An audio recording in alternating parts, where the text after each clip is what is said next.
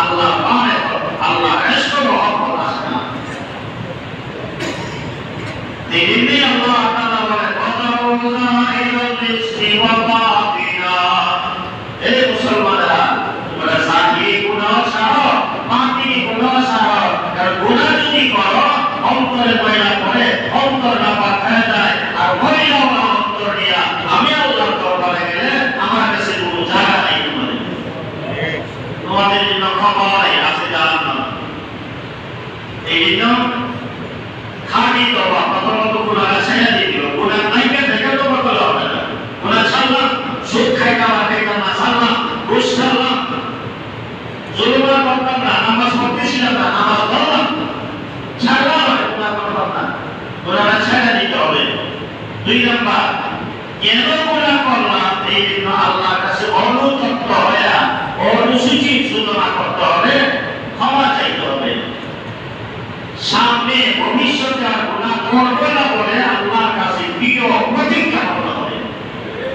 এইভাবে যখন মানুষ তওবা করে, আর যদি বন্দার হক নষ্ট করে থাকে, বন্দার হক আদায় করে অথবা তার কাছ থেকে ক্ষমা নেয়, এইভাবে যখন মানুষ এই শর্তগুলো পালন করে তওবা করে, স্বয়ং আল্লাহ তাআলা বলেন আল্লাহ তো তার গুনাহ মাফ করে, শুধু এতটুকুই না, ইউবাদদিলুল্লাহু সাইয়্যাতিহিম হাসানাত,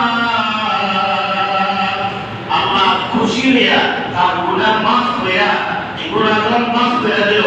গুনাহ ফাইলগুলো আমল খালি দেখেছে না, যেই পরিমাণ গুনাহ ছিল সেই পরিমাণ নেক দিয়ে আল্লাহ তাআলা আমলটা পরিপূর্ণ করে দেন। আল্লাহ রাসূল সাল্লাল্লাহু আলাইহি ওয়াসাল্লাম ইরশাদ করেন আত-তাইবু মিনাল রাব্বি কামান লা যামবা লাহু, যারা গুনাহ থেকে খাঁটি তওবা করবে আল্লাহ তাআলা তাদেরকে এমন ভাবে মাফ করেন যেন সে কোনো গুনাহ করছেই না এমন তাই দিবেন। সুবহানাল্লাহ।